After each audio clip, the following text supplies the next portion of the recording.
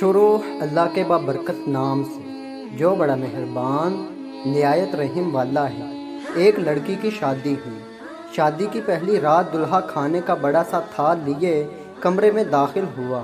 کھانے سے بڑی اشتعال انگیز خوشبو آ رہی تھی۔ کہنے لگا آؤ کھانا کھاتے ہیں۔ بیوی بولی میں نے دیکھا ہے تمہاری والدہ نے بھی کھانا نہیں کھایا، ان کو بھی بلا لو پھر مل کر کھاتے ہیں۔ شوہر نے کہا وہ سو گئی ہوں گی، انہیں چھوڑو ہم دونوں کھاتے ہیں۔ بیوی اصرار کرتی رہی پر وہ اسی بات پر پکا رہا کہ امی کو رہنے دو۔ جب بیوی نے شوہر کا یہ رویہ دیکھا تو اسی وقت طلاق کا مطالبہ کر دیا۔ شوہر بڑا حیران ہوا اس کے مطالبے پر۔ اس نے بڑا سمجھایا لیکن وہ اپنی بات پر ڈٹی رہی، یہاں تک کہ طلاق ہو گئی۔ دونوں الگ ہو گئے، پھر دونوں نے دوسری شادیاں کر لیں۔ 30-35 سال گزر گئے۔ عورت کے بیٹے ہوئے بہت محبت کرنے والے، ماں کا خیال رکھنے والے، بہت آسودہ حال تھی وہ۔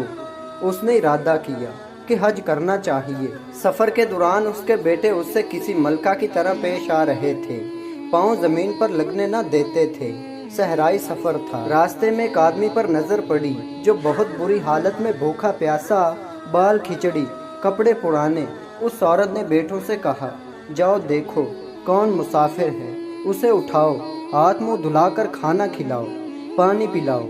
چنانچہ بیٹے گئے، ماں نے جیسا کہا تھا ویسا کیا۔ عورت کی جب اس پر نظر پڑی تو جان گئی وہ اس کا پہلا شوہر تھا۔ کہنے لگی یہ کیا کیا وقت نے تمہارے ساتھ؟ بولا میری اولاد نے میرے ساتھ بھلائی نہیں کی۔ عورت کہنے لگی کیوں کرتی کہ تم نے والدین کے ساتھ برا سلوک کیا تھا۔ میں اسی دن جان گئی تھی کہ تم ماں باپ کے حقوق ادا نہیں کرتے، اس لیے میں ڈر گئی کہ کل کو میرے ساتھ بھی ایسا ہی ہوگا۔ یہ دیکھو آج میں کہاں ہوں اور تم کہاں۔ ماں باپ کے ساتھ برا سلوک اللہ کی نافرمانی ہے۔ اگر اپنا بڑھاپا ہم شاندار گزارنا چاہتے ہیں تو والدین کے ساتھ شاندار سلوک کیجیے، کیونکہ یہ ایک ایسا عمل ہے جس کا بدلہ دنیا میں ہی دے دیا جاتا ہے، خواہ اچھا ہو یا برا۔